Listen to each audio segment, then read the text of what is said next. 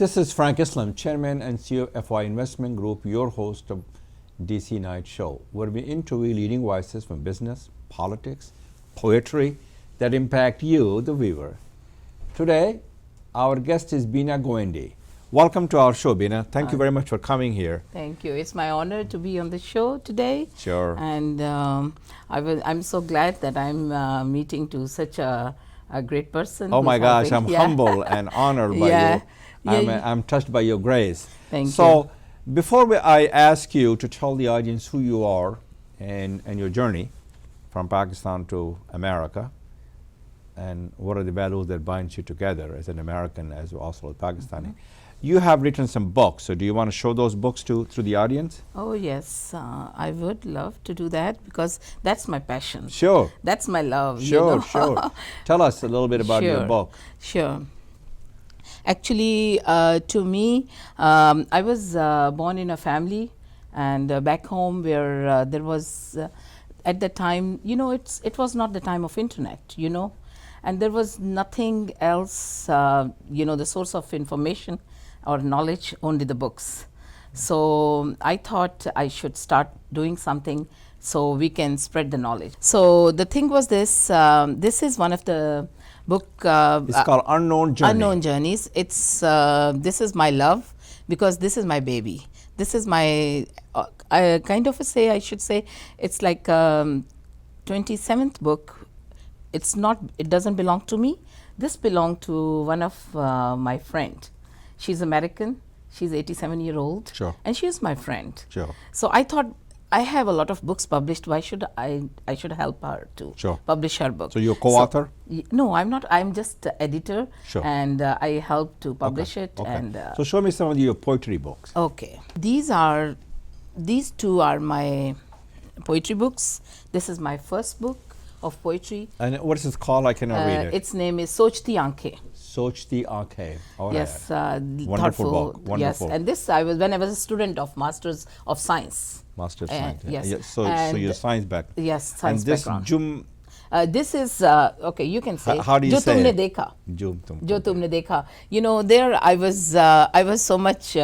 You can say.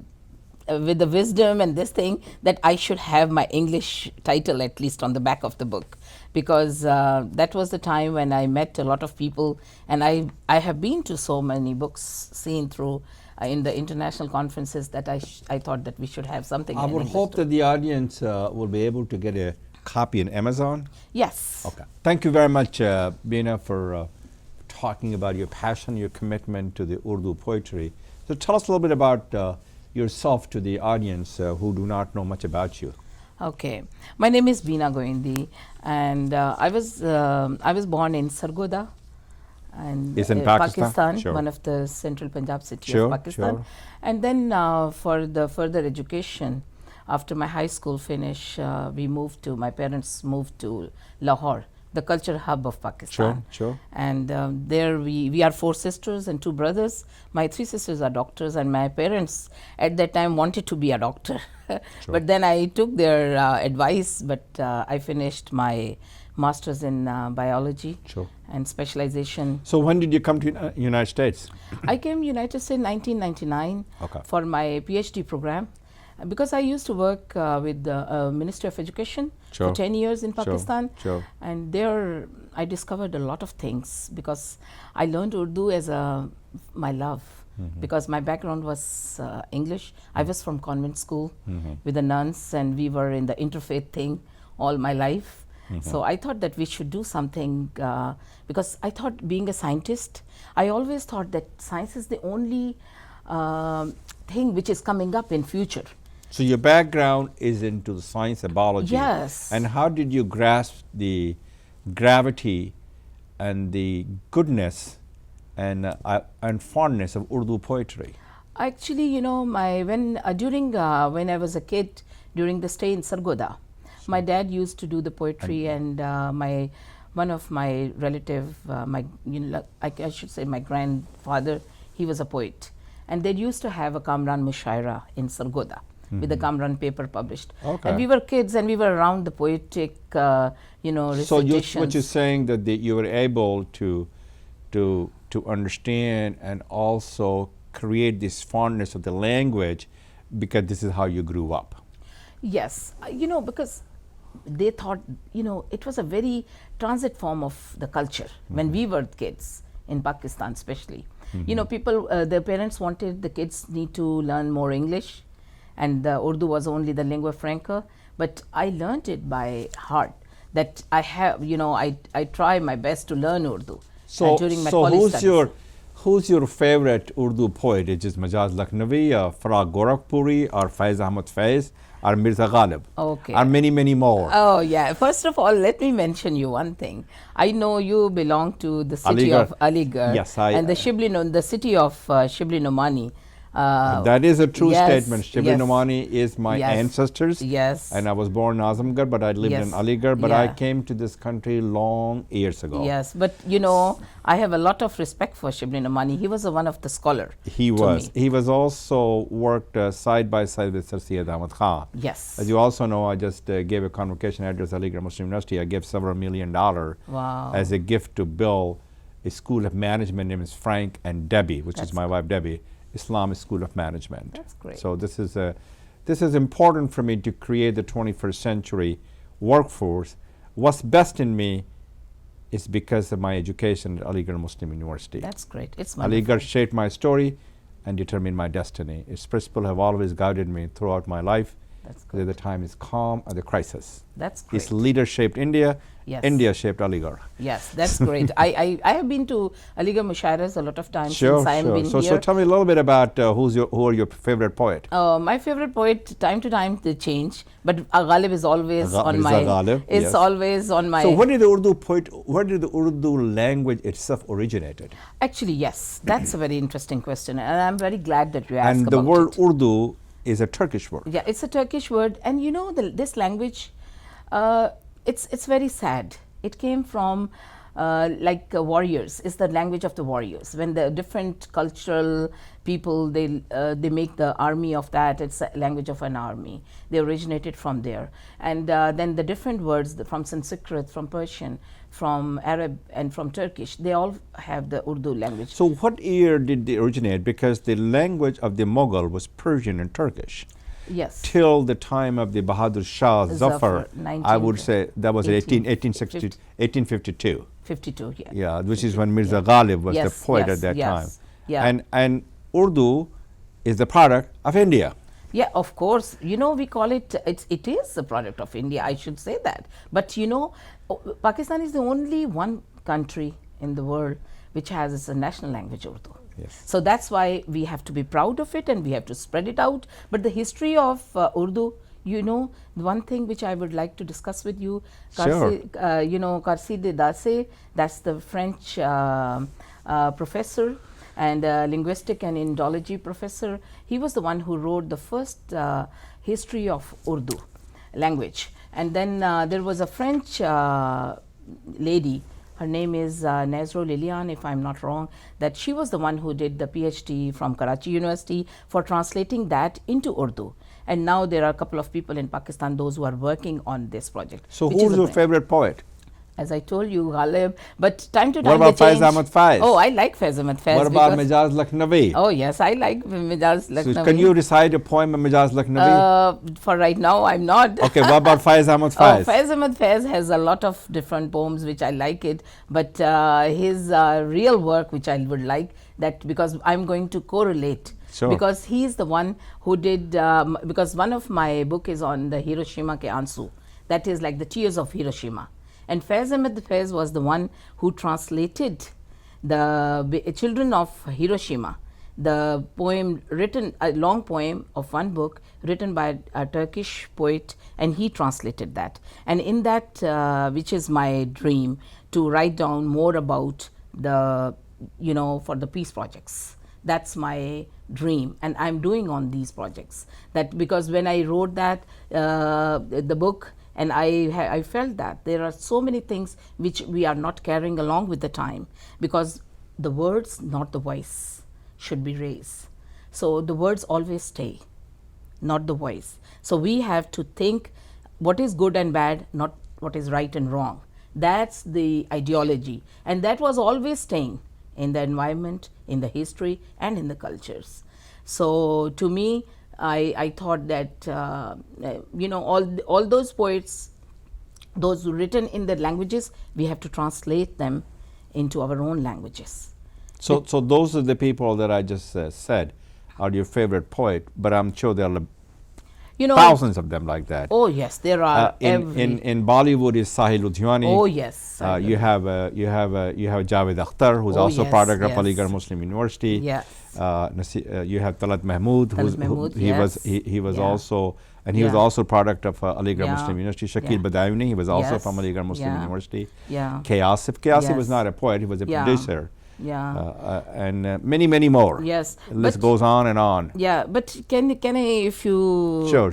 If you just tell me, beside my poetic completion, I have a very sweet background of science. What kind of science? Yes, biology. That was my, and with that I thought, when I was staying in Pakistan, I thought that we have to translate the scientific knowledge and information in Urdu. And I start writing the books for children, translating in Urdu. So I did it, and then the UNESCO, they offered me a big award in 1992. And can you believe it? I edited and wrote almost like 26 books for science, and there was a big portion written in famous scientists, Muslims, like Namwar Musalman Science-dan. That was written by, Pakistan, one of the board of directors also. And I wrote my biology portion in that. And then after, I thought there are so many diseases which the lay person need to know about that.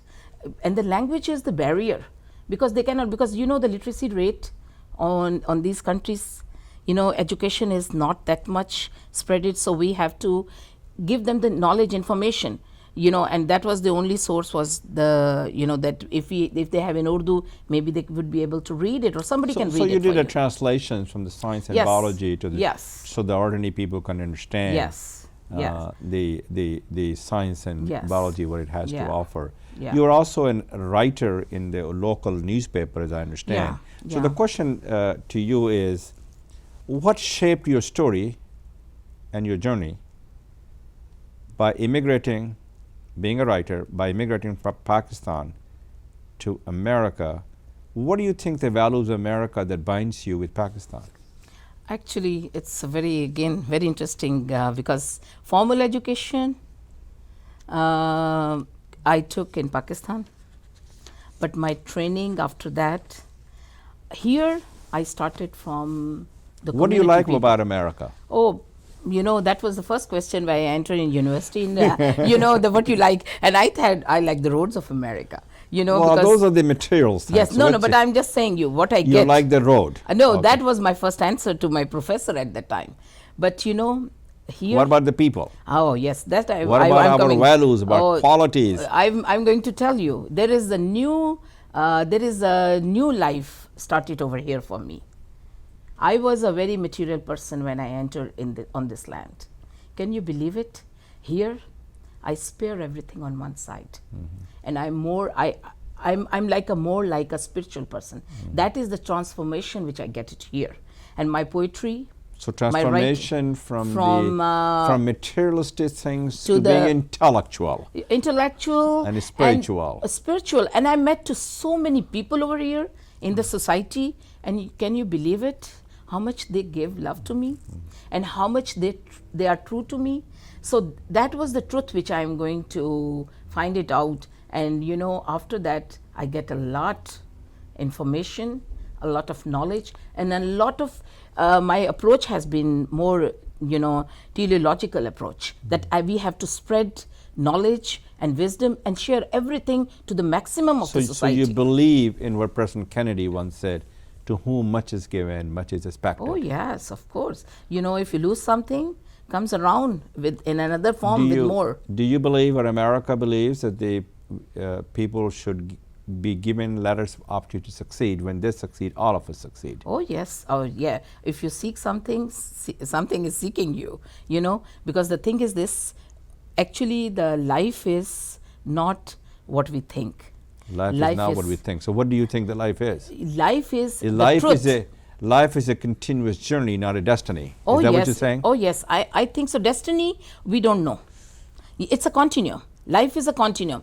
People think only, to my, if you talk about my ideology. It's not a destiny, it's a continuous journey. Oh, it's a continuous journey. It's like a train. We are all sitting in a train. Passengers come and then they laid off, and then the new station come. It's a junction. That junction is maybe the, we are meeting to that truth. And that truth is actually the purpose of human being on this world. To me, it looked like that's my ideology, to find out the truth. Before I ask you the question about what's the future of Urdu language in the world, I will ask you this question is, what will be the legacy that you leave behind? Knowingly, unknowingly, wittingly, unwittingly, we write our own legacy every day. How will be people remember you when you're gone from this planet of Earth? I think so. To me, I would like to be, if they remember me, just like a light. So you would like to be remembered a kind and gentle woman. Yes. Who was passionate and committed to propagate and promote Urdu language, and that's why you believe in it. Yes, but I would like to be a light for people, those who has wounds in their bodies, and that light should go into them. So is this the light of the learning? Oh yes, because after when I moved here, after that, then I did my master's in philosophy. Oh, you're a philosopher? Oh yes, and that I did it, and I'm working on my PhD program. Sure. And now I deliver lectures on the bioethics too, because that I get it from here. Can you believe it? I perceive the message, I get the messages, and I worked on them. And whatever I do now, I don't listen anybody but those divine things. Divine things. Very good.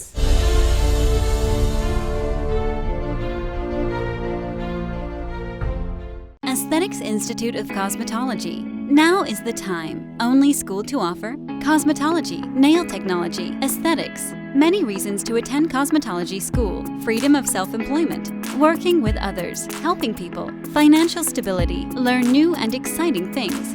Financial aids available to those who qualify. Call us today. 540-313-4493 or 240-631-2220. For a happy living, improve your credit today. Best credit repair services around. Exercise your legal rights. Fix your credit today. We have the expertise and knowledge to bring your good credit back. We offer 100% satisfaction and money back guarantee. Free initial consultation. Please call Asad Khan 1-800-691-0190 or visit our website www.creditfixedu.com.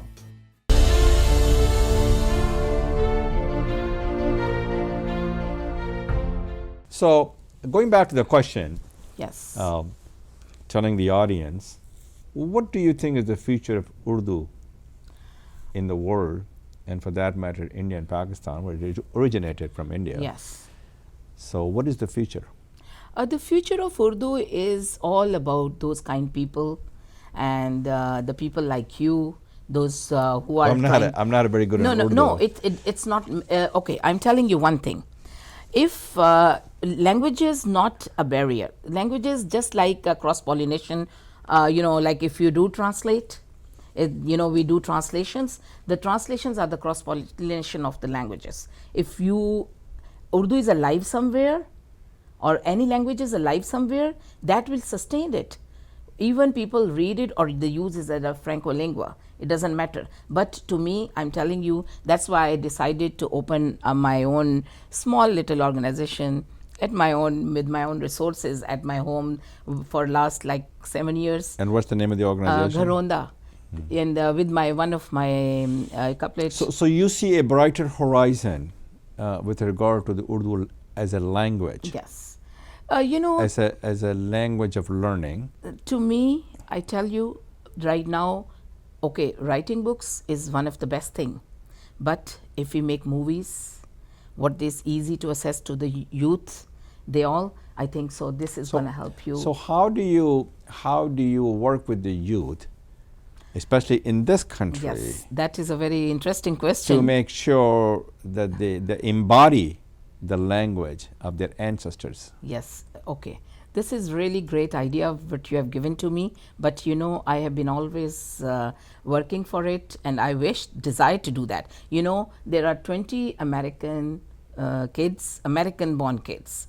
They are whites, they are different societies, but they learn Urdu from me because I taught them Urdu. They can speak Urdu. While I'm planning to have my own Garonda, we will do some plays, and I'm thinking to make a movie soon. And that there I will not have the dubbing station. My own, these heroes and heroines, hopefully they will work in that movie or in those plays.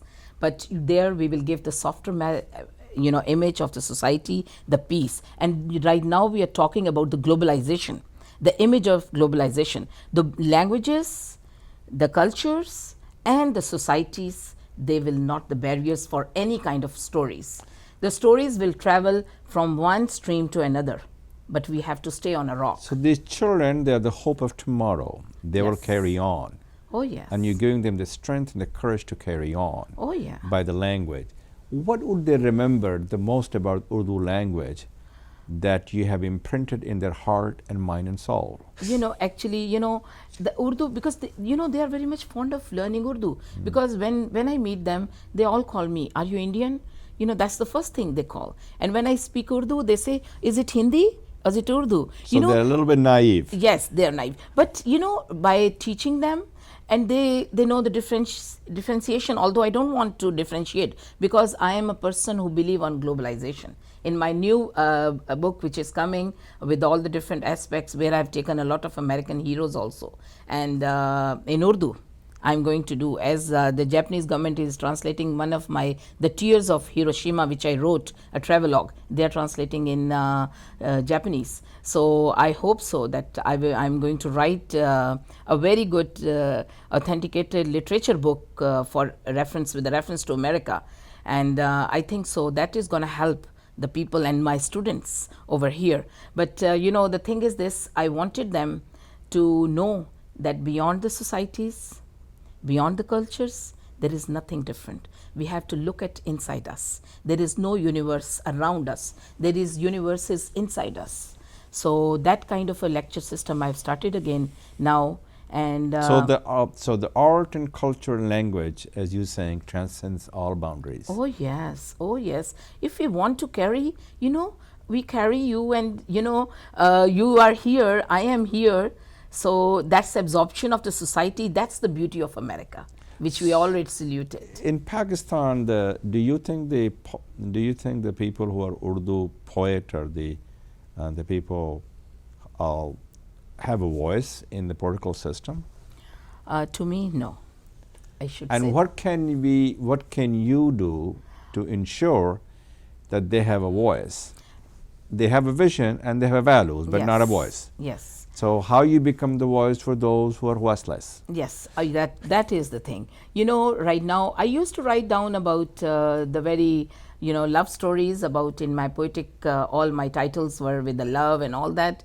But since there is a war situation on those areas, or something like a bloodshedding and all that, so my poetic things and my all poetic titles or my prose, they're all with the you know, sympathy for them, and they're all arose with those ideas where we can take care for them. So to me right now, I think so the people like me, or the people like there are so many people, right? That's why I start thinking that I thought I should start writing in the Pakistan Urdu paper. So give the right picture, give the good picture, because there is nothing right or wrong. There is good or bad. You're not trying to right the wrong. No. I'm trying to write good and bad, you know, because the good is always good. I think the message is that the poetry can bind all of them together. Oh yes, you know, I tell you one thing. Here I want to discuss one thing with you. Sure. Okay, remember after the German wars? I wasn't born, but you weren't born, but me too. I wasn't born too. So I do know. Yes, I do there know. was Brecht and Celan Paul. Yes. They were the poets of the great poets of that nation, who wrote most about the afterward sessions and the situations of the country. And you know what I try to bring my people that lessons, so I translated all those poems and they were published in Pakistani Academy of Letter. There was a Adbiyat. You know, these lessons I'm trying to bring it again. So we are trying to translate those messages which are written in somewhere in the world. What the message is? The message is peace. And harmony. Which is what our faith teaches us. Our faith teaches us to have a justice and peace. Oh yes, that is our faith. And that's, you know, that's the faith that has been hijacked by certain organizations in the world. But Islam always stood for justice and peace. Oh yes. Actually, you know, actually we are the people, writers. We have to be very true. We should not, when we write something, we have to stand on one side. We don't have to be hypocrite. If we are hypocrite, it means there is no truth. You know, so the thing is this, what we have to do, we have to write on what we feel it. We don't have to write on what is, you know, guiding to us. So I think so when you write truth, the true messages you are giving away through your writings. So what advice do you have for the people who are young people in Pakistan and the world and they want to be like you? What message do you have for them? To me, I should say only one thing to my youth, that they have to, if they want to the top of anything, if they want to be succeeded like Mr. Islam or so many other people in the world, so everybody has to have a tolerance in them. Everybody has a discipline in them and forgiveness, because we are born as a human being, as our own identity. So we should live with the truth, by the truth, and for the truth. And that's my message for my youth. So that's the good message. I will add to them that they should be the best they can be, exploit their fullest potential, work hard, aim high, and pursue their dreams. Sure. And do something special, someone in particular, and be a lifelong learner. Oh yes, of course. That is the dedication, sacrifice. Of course, you are taking the academic part. You know, because I always do, because why I'm a bioethical teacher now. It came from your heart. So that's a very, very important. Yes. Let's just talk about if I have to interview you 5 years from now, what will you look like, and what message have you given to the youth so that they have the opportunity to succeed and be like you? To me, I tell them, always think if something think big. Yes. Think big. No, but whenever they look, they should not be greedy for the things. Okay. You know, the things will come to you. Okay. Pause in your life. Okay. You know, and don't react automatically. Just wait and pause. So she's saying basically, impossible can be made possible. Oh yes. Irrelevant can be made relevant. Yeah. And unacceptable can be made acceptable. Yes. Thank you very much for coming to our show. Thank you very much. My pleasure to be on the show. And thank you for your passion, for your commitment to the Urdu, to the language. Thank you. To commitment to the younger generations who will carry on. Thank you. It's my pleasure to be here. That's a very important. And this is Frank Islam wishing you a great week, and thank you for watching.